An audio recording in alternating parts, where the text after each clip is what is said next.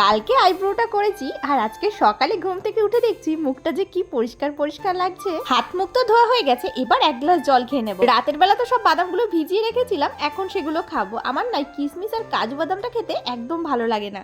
আজকে আবার চায়ের সাথে ভিজিয়ে একটা প্যাটিস খেয়েছি, চাটা কিন্তু আর খাইনি। তারপরে খেয়েছিলাম দুটো কাঁঠালি কলা। সকালের দিকে কলা খাওয়াটা কিন্তু বেশ ভালো। আর এই সকালের দিকে না আমার একটু খিদেটা বেশি পাই, সেই কারণে একটার পর একটা খেতেই থাকি। কলা খাওয়ার কিছুক্ষণ পর বসেছিলাম ডিম ছাড়ানোর জন্য। কয়েকটা ডিম সেদ্ধ দেওয়া হয়েছে এমনি খাওয়া হবে বলে। কি ভাবছো এতগুলো ডিম কি শুধু আমি একাই খাবো? না না, এখান থেকে শুধুমাত্র আমি একটা ডিমই খাবো, মানে হচ্ছে 2 পিস। আজকে সবার জন্যই ডিম সিদ্ধ দেওয়া হয়েছে। দুপুরে না আজকে কাঁচকলা উচ্ছে দিয়ে একটা পাতলা ঝোল হবে, সেই কারণে মাকে সবজিগুলো কেটে দিচ্ছিলাম। মাকে একটু সবকিছু কেটে কুটিয়ে রেডি করে দেওয়ার পর আমি চলে গেছিলাম স্নান করতে।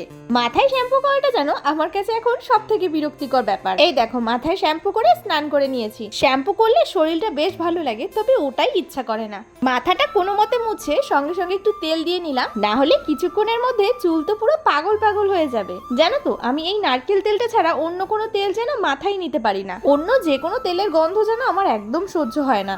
এই ভেজা চুলে চিরুনি করলে কি পরিমাণে যে চুল ওঠে তার কোনো ঠিক নেই। চিরুনি করার পর একটু সিঁদুর পরে নিলাম, আর সিঁদুরটা পরার পর মনে হচ্ছে এখন যেন সব ঠিকঠাক। এবার চলো একটু রান্নাঘর থেকে ঘুরে আসি, আর আজকে কি কি রান্না হয়েছে সেটাই তোমাদের দেখাই। এখানে করা হয়েছে মাছের মাথা দিয়ে লতি, আর এখানে মাছের তেল দিয়ে আলু ভাজা হয়েছে, সঙ্গে কাঁচকলা উচ্ছে আর জ্যান্ত মাছ দিয়ে একটা ঝোল, আর এখানে হচ্ছে রুই মাছের একটু ঝাল করা হয়েছে। ছোটু এখানে সবার জন্য ভাত বাড়ছিল, এরই মধ্যে আবার মাও চলে এসছে। খাওয়া দাওয়া করার পর আজকে ভাবছি চলো একটু রেডি হওয়া যাক। এমনি তো কোথাও যাবো না, ভাবছি একটা মেকআপ ভিডিও শুট করি।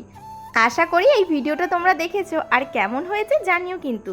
এত সুন্দরভাবে রেডি হয়েছি, দেখো কোথাও একটু বেরোতেও পারলাম না। তবে কোথাও বেরোনোর কথা ভাবলে কিন্তু এত সুন্দর করে আর রেডি হতে পারি না, কারণ তখন তো পুরো তাড়াহুড়োই লেগে যায়।